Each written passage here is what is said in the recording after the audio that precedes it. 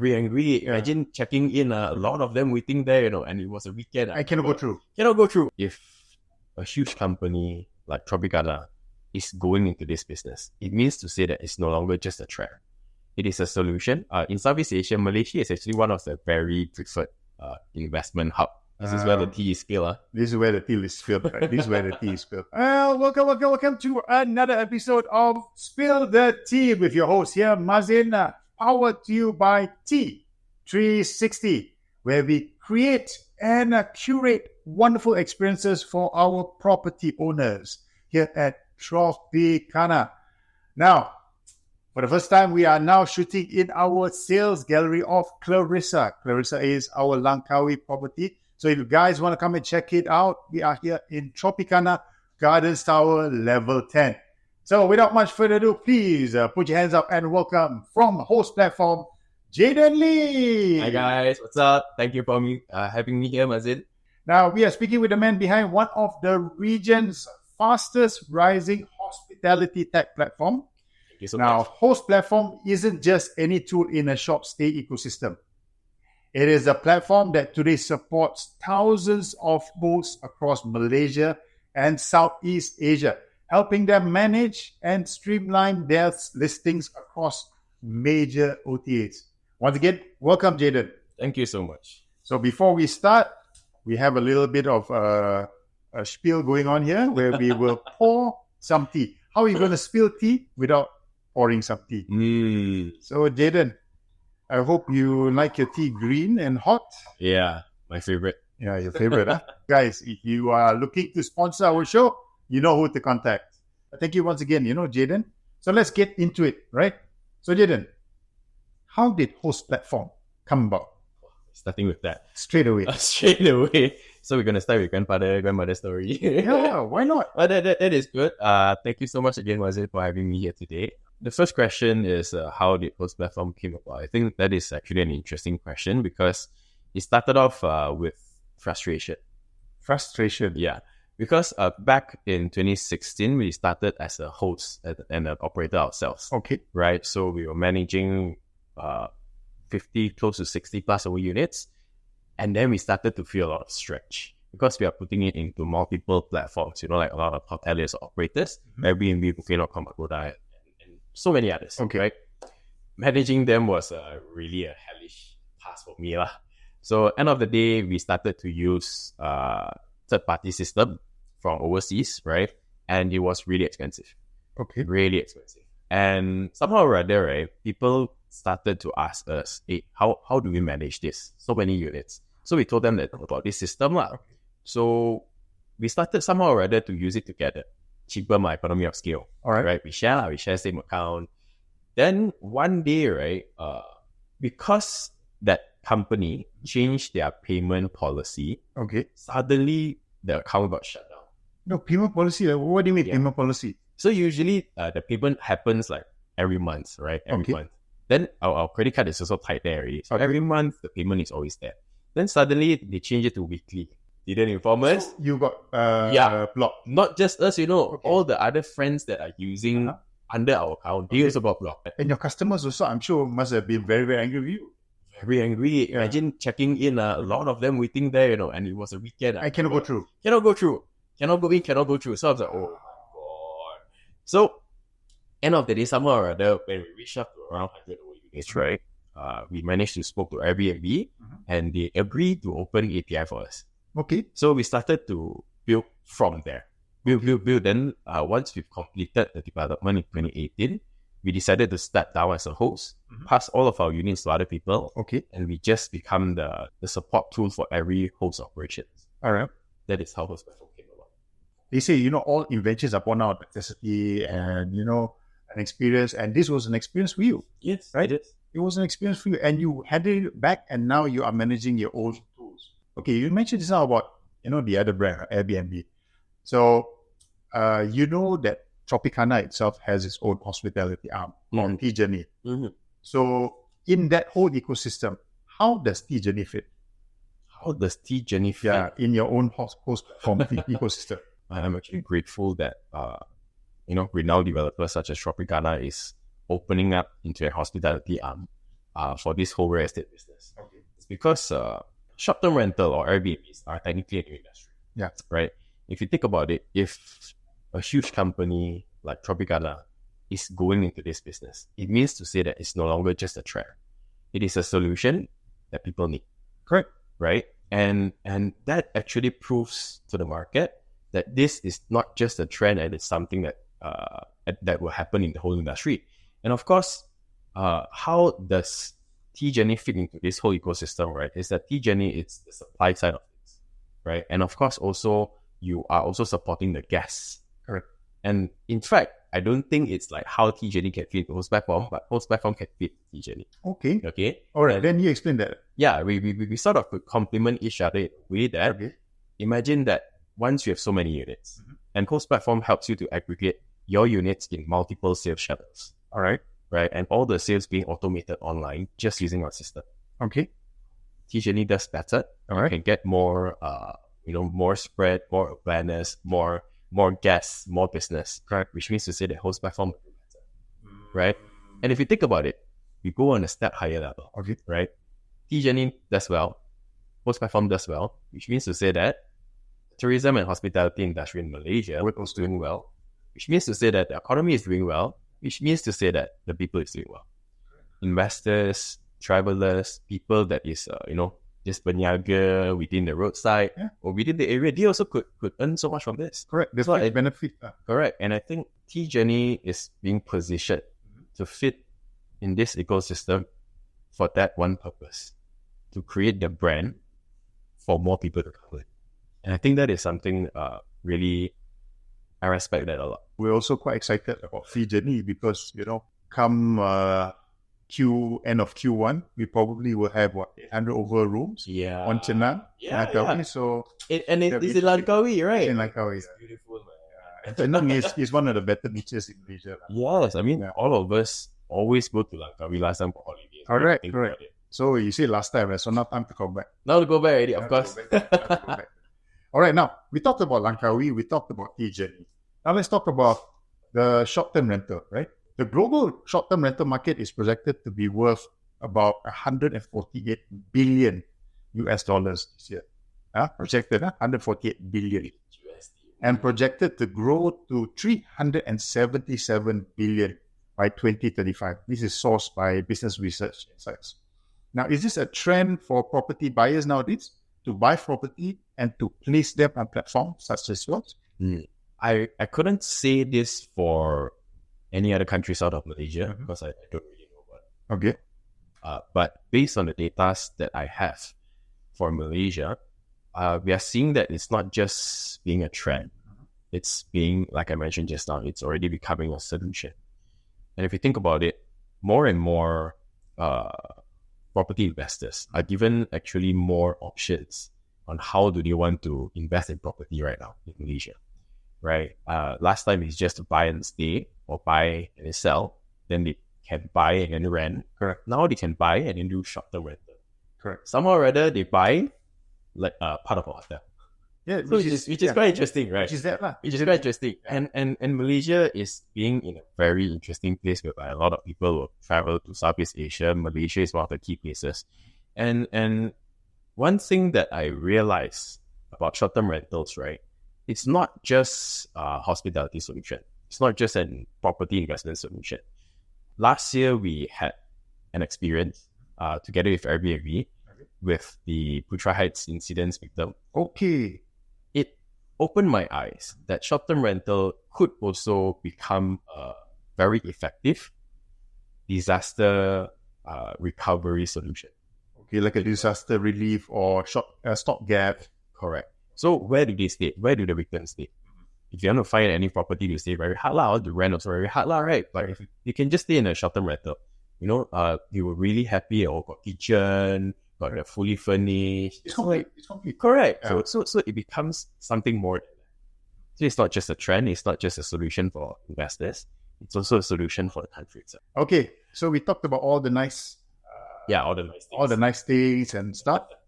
Let's talk about something serious. This is where the tea is spilled. This is where the tea is spilled. This is where the tea is spilled. Okay. So 2020 happened. right? A lot of people affected, hospitality especially. HostPlatform, I heard almost collapsed. Yeah. What happened? What happened? You mean the recovery or the almost collapse? The almost collapsed. Okay. Thinking back, 2020 was a very interesting experience for me as well. Okay. A huge learning journey for all of us. Last time when HostPlatform started, right, it started with the mindset, the Westerners mindset of fundraise. Yeah. Revenue not important. The startup narrative, right? The focus, the foundation wasn't done right. When COVID happens, right, the first thing that, if you remember last time they got show like the whole industry and properties, who would die first? Correct. You remember that? Yeah. The first one that died first is tourism. Yeah. So we're like, oh my God. It's not important, right? It's not important. Nobody's traveling anymore. No travel, what? Correct, not travel. So back then we had like 50 plus of us. We technically like trimmed down until just 3 of us. 50 plus of us. Employees. Yeah. Trimmed down and left 3 of us only. Okay. Then somehow already it's also like a blessing in disguise. Okay. Because all the foundations that were not done, right, everything got reset. Okay. And I had the opportunity to go down into every point to set the SOP. For example, billing. Okay. Simple thing as billing, right? So go down there, I reset the whole billing methods and mechanics, find the gap, find the problem, make it more effective, more efficient. From sales, how do we make it better? Every part of it along the way, we can just enhance the whole thing. Right. And back then, because hospitality cannot run, which means is that our customer cannot run their business as well. Right. So back then, we never charge money to them. We just give it to them for free. Like just use our system for free, and we still serve that. Okay. But when like 2021, we started to recover already, right? We still haven't fully charged yet. We just charge if their units have booking. Okay. So even back then, we were thinking about how to retain our customers, which is why until today, right, I'm so grateful that a lot of our customers are really, really good to us. Okay. Yeah, they're really helpful. They even like when bad things happen, you scold up, but they still be there to us. I mean, give and take lah. Give and take lah, correct. Yeah. So I'm really grateful for that. And slowly as we recovered, somehow or other, I gotten a lot more realistic to a way that when people want to talk to me about business or whatever, right? You don't talk to me about dreams or whatnot. Don't need to tell me your vision lah. Just tell me what you want to achieve. Let me help you with that. That's it. So once we became a lot more realistic, right? You come down from the clouds. Correct. We came down from the clouds. We went down to the ground. Okay. Then ringgit by ringgit, we started to collect money. Okay. And things are starting to really improve. All right. So from 50 to 3. Yeah. Wow. And then one of the best things was is that we realized we don't need so many people. Same like what Elon Musk said, right? So last time 50, now at this point, in fact, we're doing better than last time already. We just revenue-wise, performance-wise, basically everything lah. Wow. We only have 20 people. Wow. So that was that reset happened. You streamlined and then showed another or more efficient way to do business. Correct. And of course, I'm also really grateful that for Cradle, because back then, 2020, I participated and also got accepted to join their program, the Cradle program called Coach and Grow, that is run by Proficio. So I had a really good coach. So he also showed me a lot of things. He taught me a lot of things as well. Okay. So you came out of the tough spot. Now, what advice would you give a fellow entrepreneur? Just like how Cradle helped you, how would you help a fellow entrepreneur on getting out of the tough spot yourself? Off a tough spot? Yeah, how to get out of it? It might sound very opposite to what people would usually say. Okay. Please. Tell me. Tell me. Or at least in my experience, right? Throughout the whole ordeal of COVID until today, I would advise entrepreneurs, I would suggest to entrepreneurs that cash flow is king. Cash flow is king. Remember, no matter cash flow is king. How beautiful your story is, your mission, vision, one family that doesn't work anymore. Bro, family. No. Yeah, it doesn't. It's not real, lah. If you're talking about culture, no money, no culture. Okay, realize that no money, no culture. And when everything comes down to being really realistic, right? And the narrative of doing fundraising, it doesn't really work the same way in Southeast Asia. 12 series. Compared to overseas, right? Very different. But surprisingly, in Southeast Asia, Malaysia is actually one of the very preferred investment hub. I'm actually quite surprised because yesterday I had a conversation with this broker. He integrates, he connects those investors, PE, VC, or whatsoever, to new startups, right? So as he was chatting along, he mentioned that he reached out to he's spoken to a lot of startups, Southeast Asia, and whatnot. He says that in Southeast Asia, Malaysia is a very interesting spot. There's money, but it's very conservative. Very tight. And what they see is something different. And this gives me a lot of reality, because even in 2021, when we were still struggling, someone wanted to acquire us. What do they see? They see the PAT, profit after tax. It's not like, oh, how many units we have achieved. It's not like, oh, what is our time, whatsoever.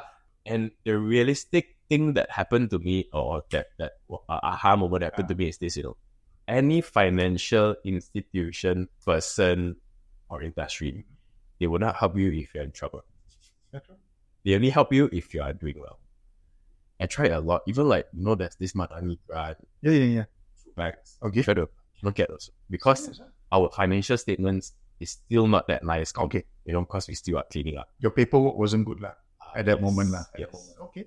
So I realized, cash flow is king. Make sure you do that well. But we have to dream somehow. That is true. That is true. Something that I need to reflect on myself also. Okay. Because I became too realistic. Last time I was really, I agree. Come home. Then COVID happened. I slept already. Then okay, realistic already. Okay, where's my Ferrari? But even right now, a lot of my friends also will tell me, they say in Mandarin, 你的饼画不够大不够响.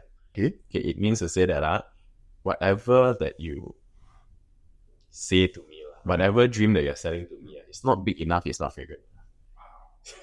So I'm like, I'm very realistic. If you're facing problem finding for good employees, right? Two things. One, definitely you're not paying well enough.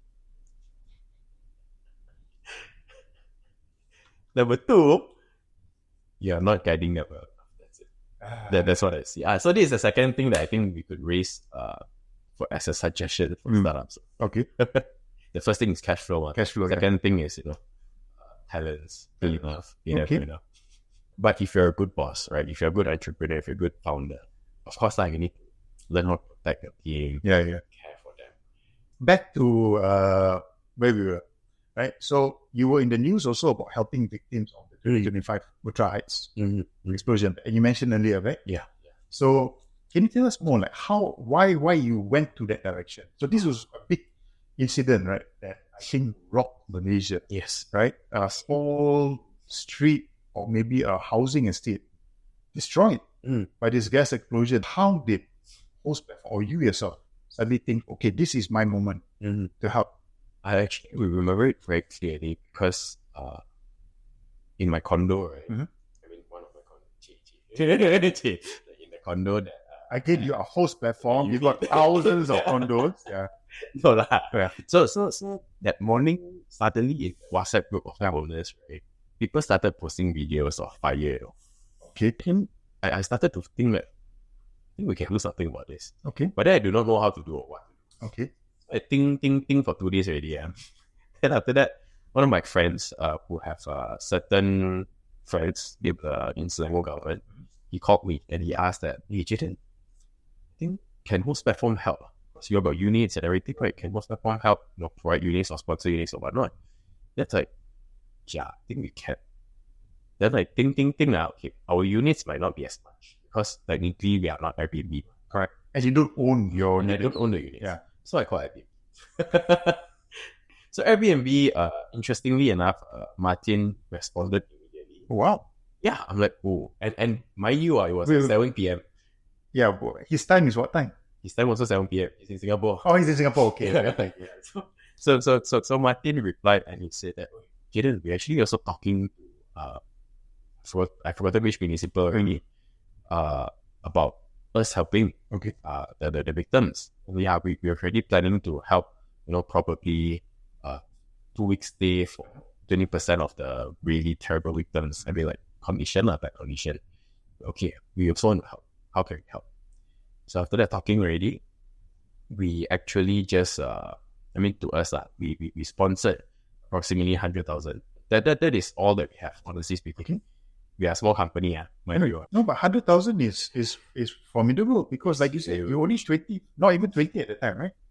Not even 20 at that time. We were still growing, right? And coming back from your left tree, then Yeah, coming back from the whole trauma.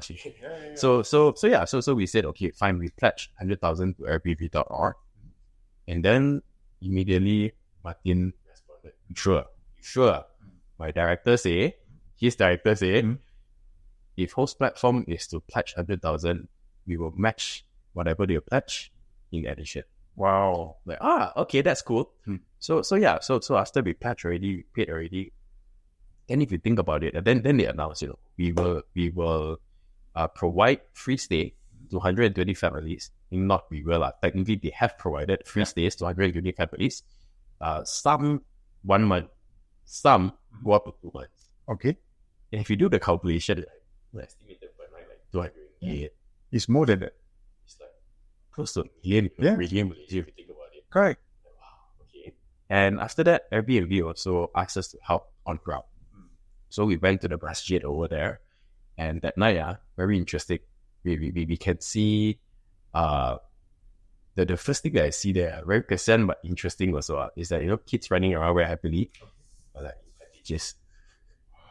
I'm like, and I have a son, and if I picture that in my son, I'm like, that's a feeling, remember.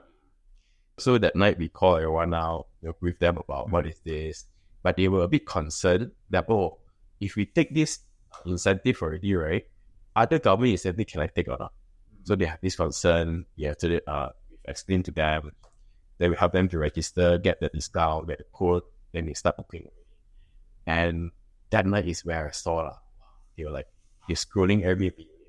We jumped in. And before we leave, one of the Ketua Kampung, he received his credits already. They were like, so fast. At night, 11 p.m., So when we see the amount that he has, right, it's a family of 4. Okay, so he, his wife, 2 kids. They got like 7,000 plus. I mean, you can stay like approximately 2 months. Wow. Yeah. And I'm like, wow. Okay, then he was like, tak apa, so I want to tolong bagi tahu semua. So I start spreading Everyone started to register and everything. Correct, because it's there. Yeah. They just don't know. Correct. It's there. Correct. That started something interesting in our hearts.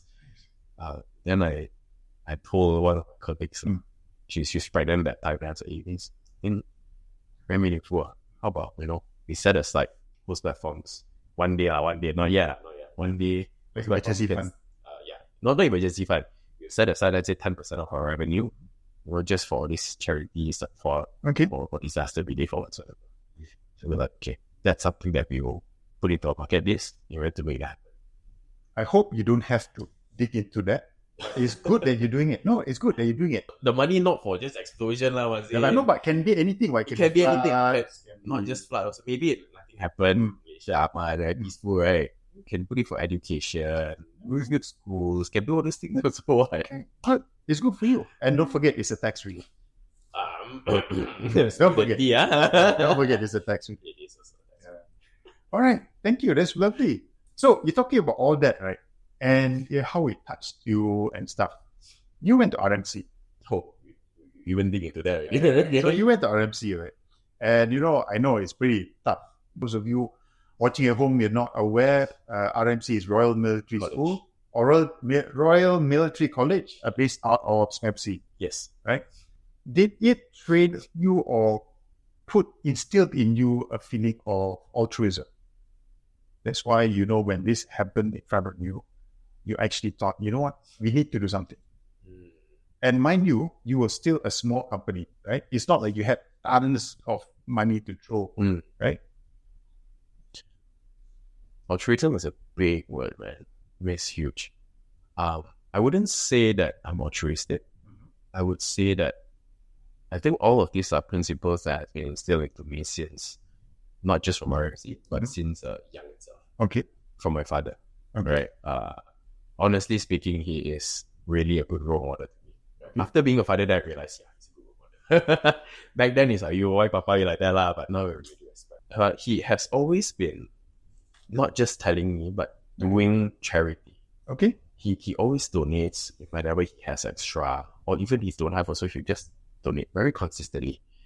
And going into RMC, right, actually gave me a huge impact as well. Impacted me a lot as well. You know that the slogan of RMC is what? No, I don't know. Serve to lead. Serve. And somehow or other, it made me realize right now how powerful that slogan actually is. By serving, when you serve people, people acknowledge you. Okay. People listen to you. That is when you are leading. Okay. Think about it. It's not like I'm a leader, you must listen to me. Or you serve, people listen to you. That's when you're an actual leader. People go to. Which is why, like, right now also in my company or whatever I do, right, it's really about me serving you. How can I help? It's always that. But of course, like, people abuse, then like, sorry lah, no more second time. Yeah, like, don't abuse the charity or don't abuse the kindness. Yes. So in RMC, it's not just also that. Of course, also consistency. It's all, I mean, good memories. Yeah. But it wasn't fun one. Okay. Like all those running with the M16s. Was that true? Oh yeah. Huh? Yeah. Running with M16s. If you cannot punishment, you need to wear a heavy bag. Okay. And after that, you need to do marching the whole day. Okay. Last but not least, again personal. You have called yourself a lazy person. Anything about that? Tell me why. Why you call yourself a lazy person? Not just me calling myself lazy. My team also would know my boss is lazy. Right? Okay. Somewhere or other, it became like a sort of a slogan for me.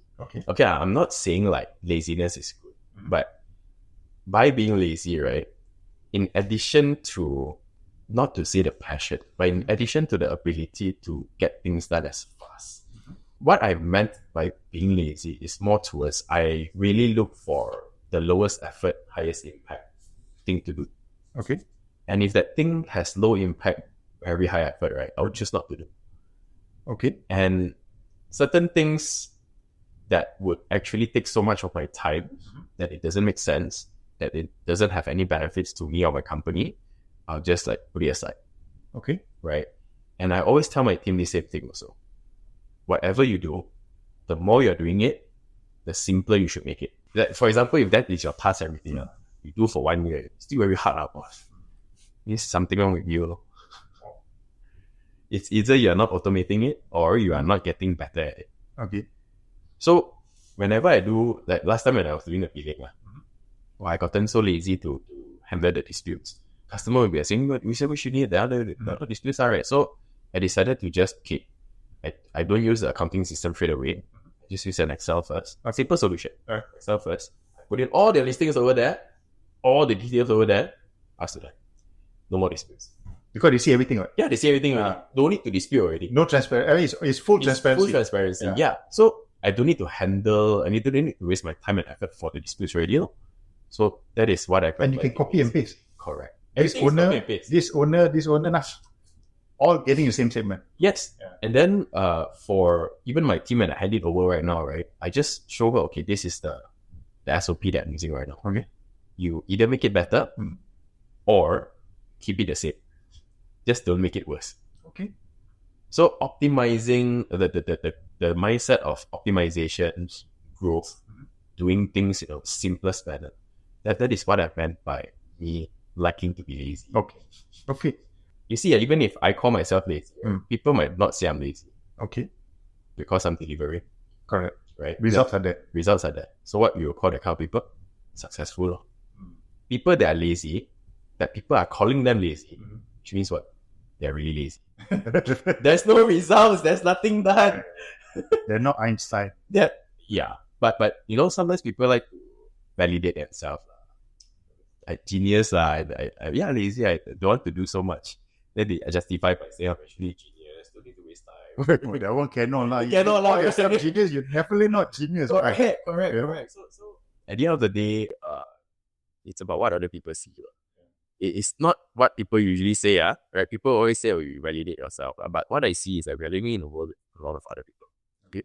It's not just who I think I am, but it's also how I portray myself to other people. That is how people would visualize who I am. Okay. Even though if you want to say you're lazy, but the result must be there. Correct. You heard that, huh? Even if you want to say you're lazy, but the results are there. For any of my staff, for any of my employees, if you got result, you don't work, I also. Well, with that, I would like to thank you, Jayden, for sharing your thoughts and insights on this journey with us. Thank you so much. And for everyone watching, please stay tuned to Tropicana Lifestyle social media channels and visit t360.com.my for more updates and future episodes of Spill the Tea. Once again, please give a round of applause to Jayden Lee from HostPlatform. Thank you very much. Thank you so much, Mazin. Oh dear. All right, please come. Minum. Cheers. I pass. You can minum. It's okay. Everybody here pass.